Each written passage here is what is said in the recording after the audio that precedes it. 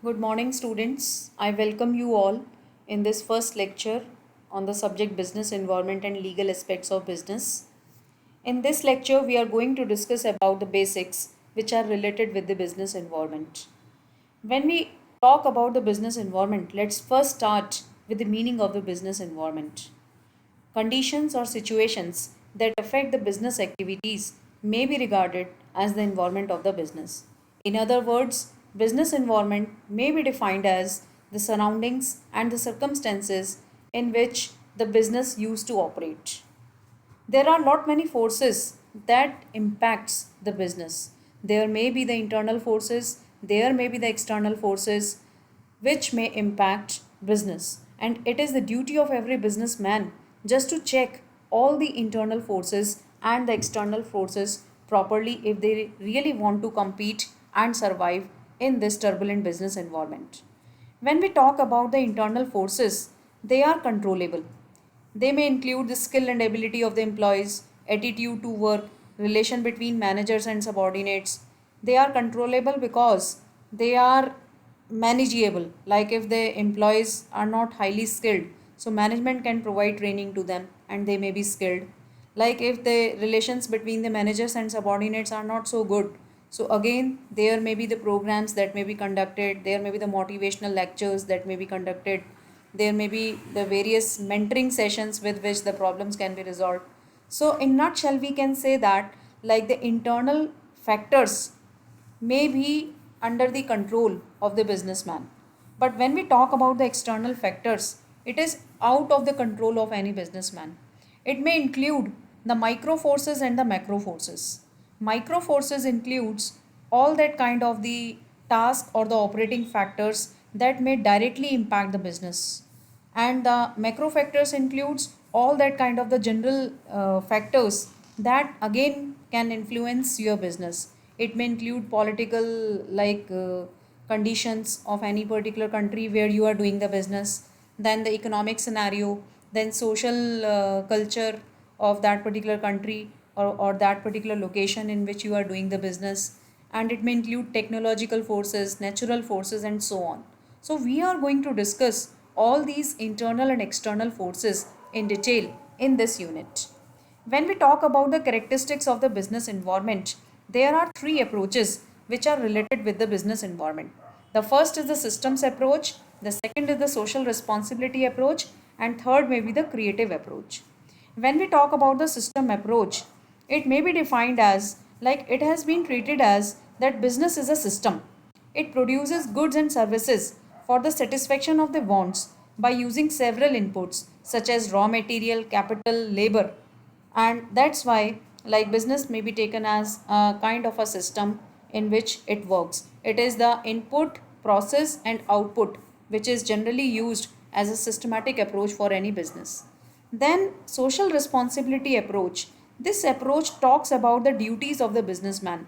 It says that businessman is responsible towards the various several categories of the society such as consumers, then shareholders, employees, government. So if they are highly responsible towards the society, then there are the chances that that kind of a business will grow and succeed.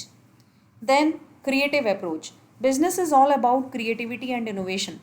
When the businessman used to give the importance to the new technology, new innovative things, and that satisfies the needs and wants of the consumers, expectations of the consumers, that kind of the business have the better chances to grow. So, in nutshell, we can say like we can study the business environment as per the three approaches. It may be the system approach, it may be the social responsibility approach, or it may be the creative approach. When we talk about the types of environment, as I shared with you in the earlier slide also, like it includes the external environment as well as the internal environment. Internal environment, when we are talking about, it is including all the internal factors that may impact any business. The internal factors, the good thing about the internal factors is that they are controllable factors.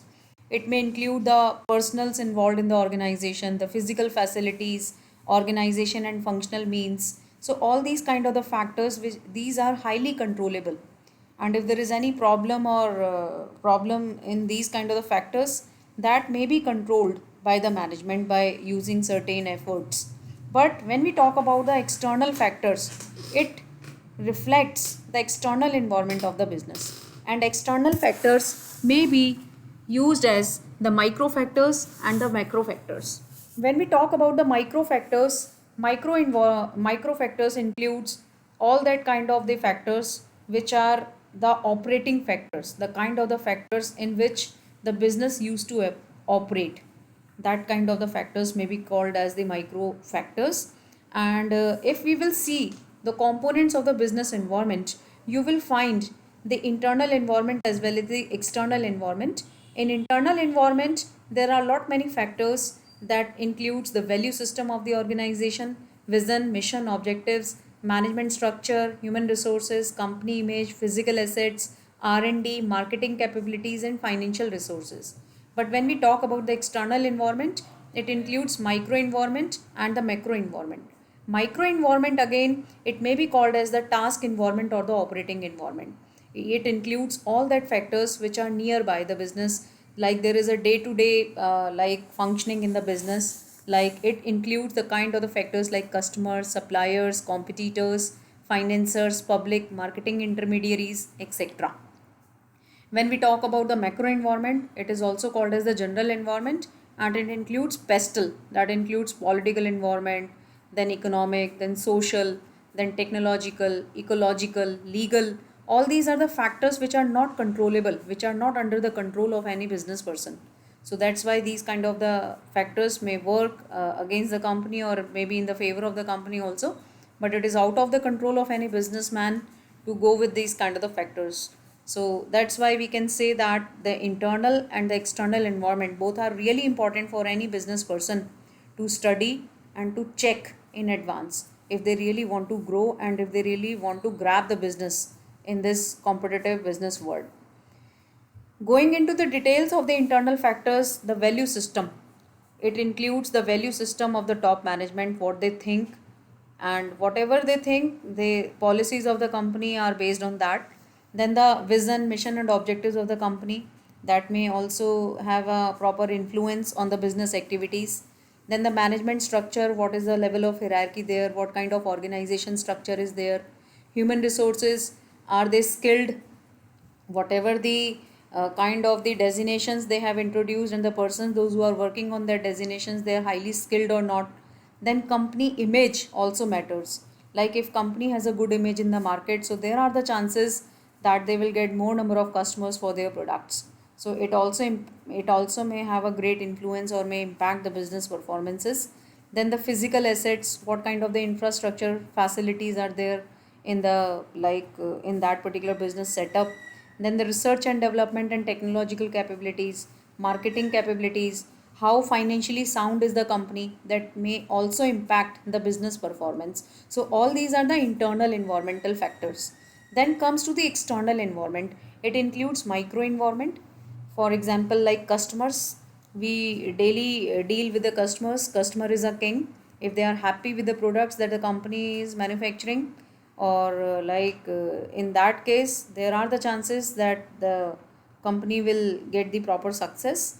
Then suppliers again can impact the business performance. Competitors can impact the performance of the business. General public, if general public is in the favor of the brand or the kind of the products in which you deal, then there are the chances that your business will grow.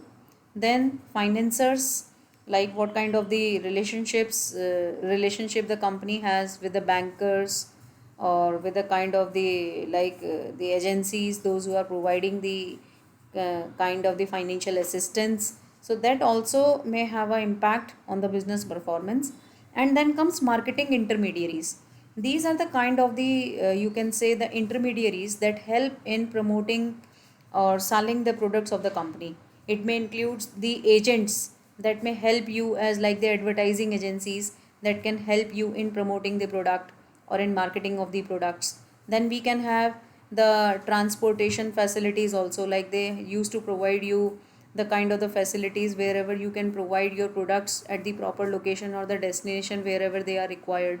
So these kind of the intermediaries, they are also very influential in impacting the performances of the businesses. Then comes macro environment. When we talk about the macro environment, as I told you, it is the general environment and it is out of the control of any businessman. It includes all that forces which are beyond the control of any business person. So it is very much required by any company to just deal with all these forces in advance. It is very much required by the company just to study the whole environment in advance, so just to work on any kind of the threats if they can be in the future. So that's why business environment plays a very important role. When we talk about the differences in between the micro and the macro environment, these are the main differences. Micro environment is basically the nearby environment of any company in which it operates, while macro environment, it is the external or the general environment in which the company operates. There are total 6 elements which includes or which becomes the parts of the micro environment. It includes customer, supplier, media, public, employee, shareholders. While in the case of the macro environment, it includes all that forces which are beyond the control of any business person. It may include the demographic factors, economic factors, natural factors, socio-cultural factors, technological factors, political or legal factors. Then when we talk about the micro environment, it is not so complex, it is less complex. Like we can control it to some extent. But if we are talking about the macro environment, it is highly uncontrollable, it is beyond the control of any business person. So that's why macro environment includes more number of threats. Then there is a direct and regular impact of the micro factors on the business performances. Macro environment can again impact the business, but it may impact the business directly or indirectly. So that is the main point of difference. When we talk about the micro environment, interaction of marketers with different functions within the organization, it is a continuous feature of any company. They usually interact with all these kind of the micro forces in their day to day functioning. But when we talk about the macro factors, like it is beyond the control of the organization, and as such there is no continuous interaction of the marketers when we talk about the macro factors. Then marketing control, these are highly controllable factors as I told you earlier also, but macro factors are not so much controllable. When we talk about the differences in terms of functioning, in the case of the micro environment, factors in the form of strengths and weaknesses, like these are the factors that helps the organization in the form of strengths and weaknesses. But for macro environment, we can take them as the threats and the opportunities for any business organization. So these are the main points of the differences in between the micro and the macro environment, and I hope it is clear to all my students in the class. And now we are moving further to the new important concept related to unit number 1, which is called as environmental scanning. When we invest a good amount of time and money in any particular activity, we used to think a lot.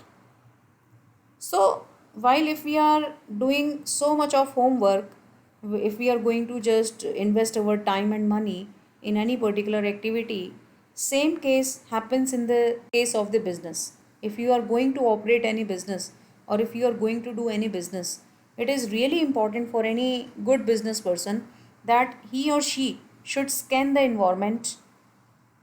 Like they must be very much proactive. They should just detect the early signs of the opportunities and threats, and they should just make their plans just by scanning the environment in advance.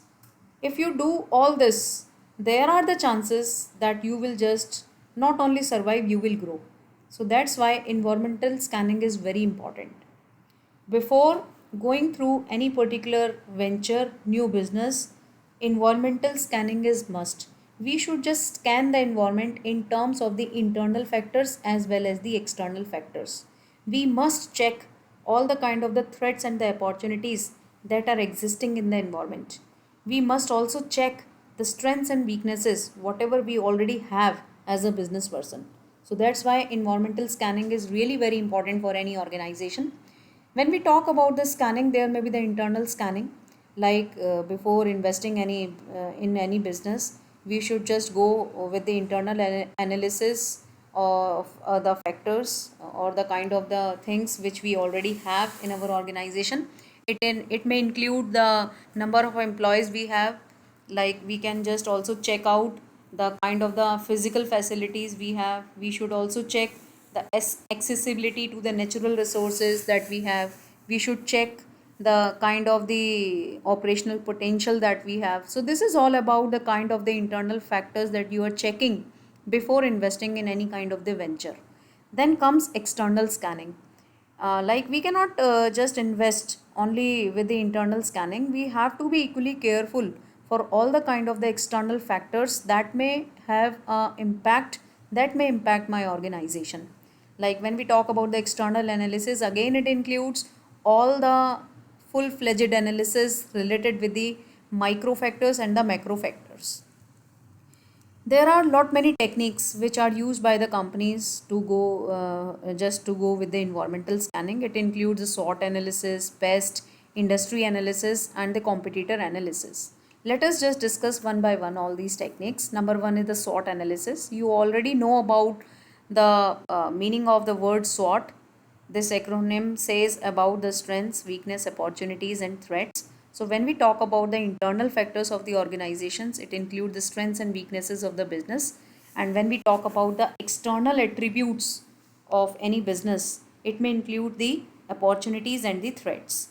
So strengths, weakness, that just reflects the internal qualities, or you can say the internal surroundings, internal environment of your business. And the opportunities and threats, that includes the external surroundings of your business. So with the help of the SWOT analysis, we can just check out, we can scan the environment of our business. This is a technique which may help us to just know in advance what can be a good plan for my company, how I can just do the best for my company. So that's why strength, weakness, opportunities, and threats, most of the organizations are using this kind of the technique for the environmental scanning. If we talk about the strengths, it may be defined as the characteristics of the business or a team that give an advantage to that particular business over the others. The examples may include the abundant financial resources. If the company has the abundant financial resources, well known brand name, or the lower cost of the raw materials, superior management talent, good distribution skills, committed employees, that may all be the strengths of any company. If we talk about the weakness, it may include all that kind of the characteristics of the company which works as the disadvantage to the company. Like it may include the limited financial resources, weak spending on the research and development activities, narrow product line, limited distribution, under-trained employees. So this all depicts the weakness of the company. When we talk about the opportunities, it includes all that kind of the opportunities that are prevailing into the environment. For example, like there may be the rapid market growth in your industry. There may be the rival firms which are complacent and not so very much active in the business, so that you may take as an opportunity for your business. Then there may be the changes in the customer needs and taste, and maybe that you are just working on that particular kind of the product in which the customers are interested, so that may work as an opportunity for you. Then the fourth important element of the SWOT analysis is named as threats. So threats may be called as the kind of the elements in the environment that may cause trouble for your business. The threats, if we talk about, it just impacts the stability of the business, or the survival of the company can be at the stake. There may be the lot of the threats that may be there in for any company. The examples may include the entry of foreign competitors, introduction of new substitute products, product life cycle in decline, changing customer needs. So all these kind of the threats can impact, can influence the business negatively. So if you really want to do the proper scanning of your business, one should go with the SWOT analysis. This is one of the oldest and the easiest technique which is used by most of the companies for scanning their total environment. So this is all about the SWOT analysis. When we talk about the pest analysis, this is the second technique to the environmental scanning. It includes political, economic, social, and technological aspects of any business. If you are going to do the business, it is better for you just to check out the political factors. It may include the government regulations, legal issues, the taxation policy of that country in which you are going to do the business, the employment laws there, environmental regulations there. It is better that we should just study in advance all these kind of the political scenarios before investing in that particular country in any kind of the business. If even you are doing the business in your own home country, it is in the favor of your business that you should study the political domains properly. You should just check out the political environment of your country, and then only you should take the important decisions related to the business. Then the second important factor for scanning the business environment includes the economic policies, economic factors. Like one should check the economic policies, the scenario, the economic scenario of the country in which you are going to do the business, the interest rates, exchange rates, inflation rate. So we should just check out all these kind of the economic factors before just going for any kind of the business decisions. Then the social factors, like it is very much important just to check out the demographic and cultural aspects of the macro environment. We should just check out the taste and preferences of the customers before taking any decisions related with the designing of any particular product, because it is the society that will just like or dislike the products that has been manufactured by your company or by your like industry. So that's why it's really important just to check out the societal preferences, the taste of the consumers and preferences before taking any important decisions. You should also check out the population growth rate of that particular country in which you are going to do the business. You should also check out the age distribution, the health consciousness of the people in which you are going to do the business. So these kind of the analysis can just add to the quality of the decisions that you are going to take for your business. Then comes technological factors. It includes the lower barriers to entry, reduce minimum efficient production levels. Like where whatever the business I'm going to do, I have to check out the latest technology, because with the outdated and obsolete technologies our business cannot survive.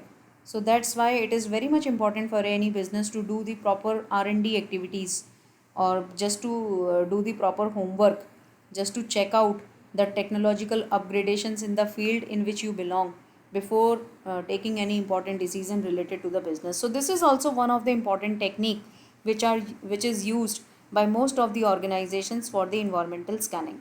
Then comes the competitor analysis. You know that if we know about the competitors, so the half of our problem is resolved.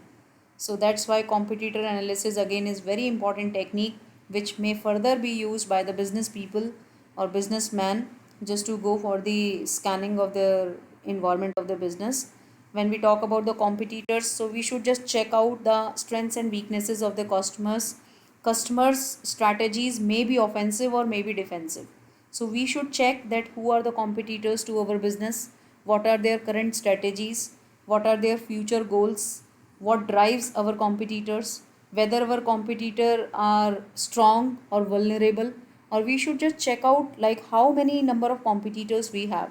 So if you focus on all your competitors, you are proactive in checking what would be their next step, then you are already prepared for all the kind of the challenges that may be there in your route, and there are the chances you will get whatever you want in terms of success for your business. So this is also one of the strategy most of the businessman used to follow for the environmental scanning. And then comes the last technique, which is named as the industry analysis. It is a tool that facilitates a company understanding of its position relative to other companies that produce similar products or the services. For industry analysis, like we should check the whole industrial scenario in which we are.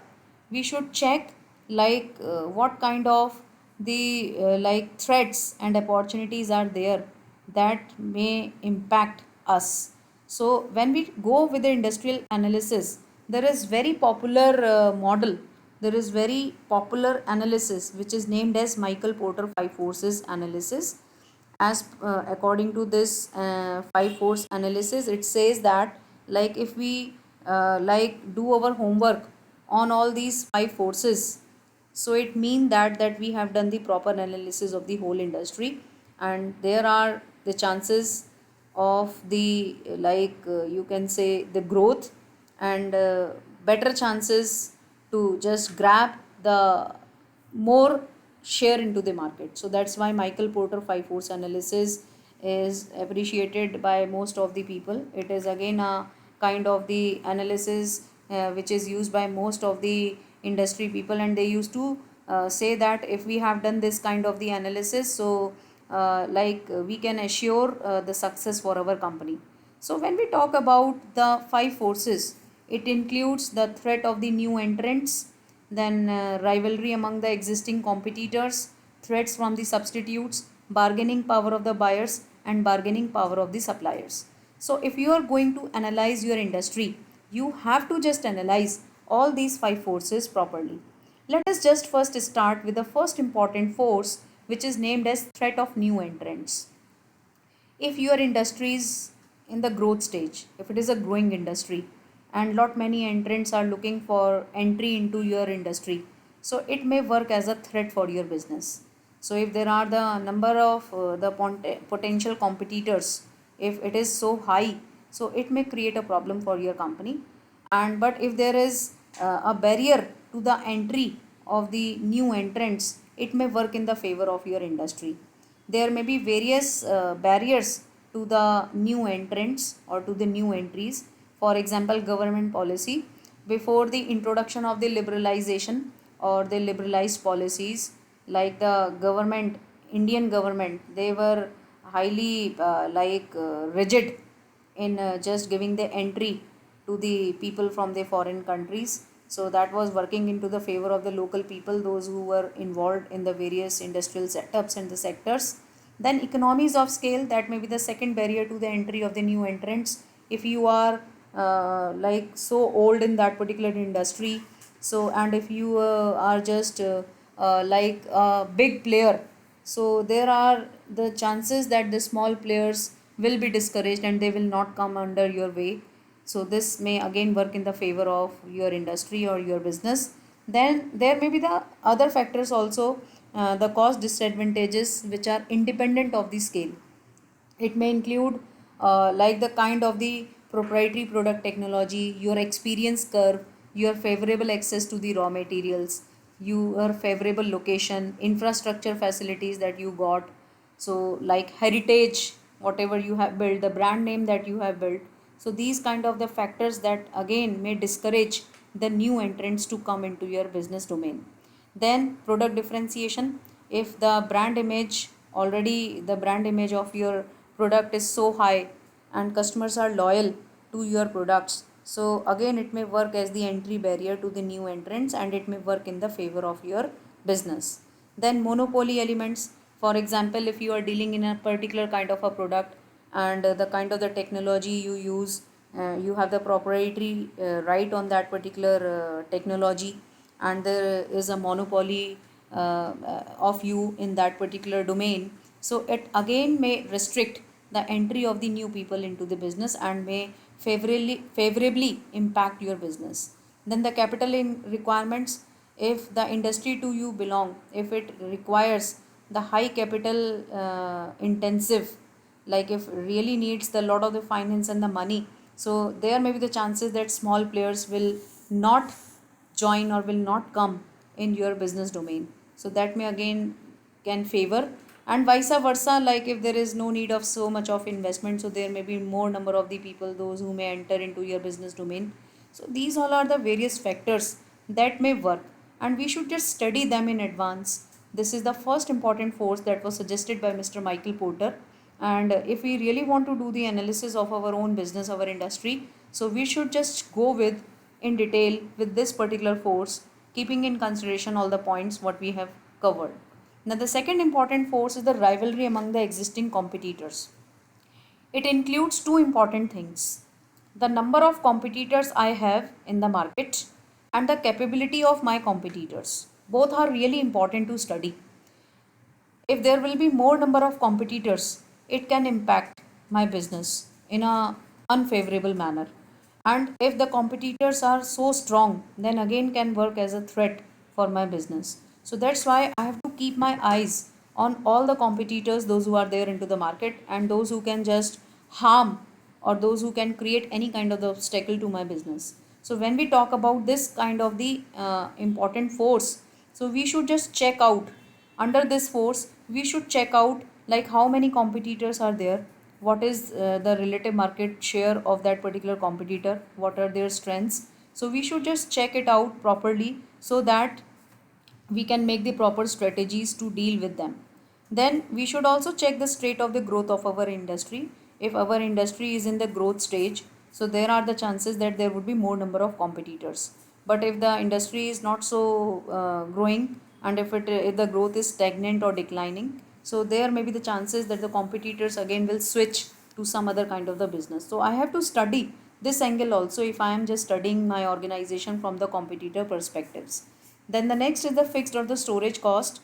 Like if the fixed or the storage costs are very high, then the firms are provoked to take measures to increase sales for improving capacity utilization or reducing storage cost. And there are the chances that competitors again would work on the kind of the strategy with which they can reduce the storage cost of the products. So it can again impact our business. Then strategic stake, we should also check the strategic stake or the market share of all of our competitors. With this kind of the analysis we can have a good idea like how can they can grab more market share, what exactly we can do just to grab like the market share or the opportunities that are prevalent or that are available in the market. Then exit barrier, if there is a high exit barrier, then there would be less chance that the competitors would be there in our business. So this is also one of the factor that we should just check out if we are talking about the competitors. Then we should also check the competitors diversity. Like when we are talking about our rivals or rival firms, we should check whether what kind of strategies they used to take, whether the rivalry becomes more complex and unpredictable, whether our competitors used to say something or do something, if they are like the kind of the people those who are really old in this kind of the business domain and their learning curve is very high. So these kind of the things are really important to study, to analyze the competitors. And if we work on our competitors, then there are the chances that whatever the plans we have made for our company, we will be able to accomplish them properly. Then the third important force is the threat from the substitutes. If there are lot many substitutes available to your product, it may work as a threat for your company. So you have to check out what kind of substitutes are available for my products, for the products what we are just giving to the society, and what is so unique about our product that the people will not go for the substitute. So this kind of the analysis is again very much helpful for any industrial setup or for any businessman. Then the fourth important force is the bargaining power of the buyers. One should also check the bargaining power of the buyers. Like if the bargaining power of the buyer is high, so it shows that you have to work on the conditions of the buyers, because if they will be angry, then it would be very difficult for you to just take the orders from them. So that's why if the bargaining power of the buyer is very high, so we have to just make the strategies for the buyers accordingly. If you really want to check out the bargaining power of the buyers, you may work on all these points. Like if the buyer is purchasing the large volume of the products from us, like whatever they used to purchase, how many kind of the alternatives are available to them in the market. If there are more number of alternatives available in the market, it shows the high or the good bargaining power of the buyers. Then we should also check the potential for the backward integration by the buyer, and what kind of the access we have to the buyer information, that also decides the bargaining power of the buyers. If we do not know much about our buyers, so it weakens our bargaining power as a businessman. So this is also one of the factor we should just do our homework if we are going with the to do the industry analysis. And then the last important force that was suggested by Mr. Michael Porter is named as the bargaining power of the suppliers. It is again to whom you are going to take the products as the inputs. You should just check the bargaining power of them. if there are very few suppliers into the market, so obviously the bargaining power of the supplier would be very high. So you should just check out the supplier groups. You should just check out the importance of the product to the buyer, to the raw material whatever you are going to purchase from them, whether it is very much important for you to take only from them. So you have to check that out. Then you have to check out the standardization of the product, extent of substitutability of the product. These kind of the forces may help any business person just to check out the bargaining power of the suppliers. And if we work on all these important five forces, then it includes the total analysis of the whole industry. So that's why most of the industry these days, they used to just follow this analysis, the five force analysis, just to go for the for their whole business, the analysis of their whole business setup. So this is all about the four techniques that may be utilized by any business person. As I shared with you, the first can be the SWOT analysis, the second can be the pest analysis, the third can be the competitor analysis, and the fourth can be the industry analysis. And at last, let us just discuss about the competitive strategies. If you will go with the present organizations, there are three important strategies that are mainly used by most of the business organizations. These strategies are again given by Porter, and in one of the write-up in 1985 he suggested that there may be the three kind of the competitive strategies that may be used by the business. It may include cost leadership, differentiation, and focus. When the organizations used to follow the cost leadership strategy, their main focus is on reducing the cost. They just target the kind of the population, those who are not in a position to afford the premium products. So they try to reduce the cost of the products, and they used to just try to just fulfill the demands of the kind of the middle class, you can say, or the lower income groups. So they used to just attract the kind of the people with that. The examples of such kind of the strategy which is used by the organization, the example of the organization may be the Vishal Mega Mart.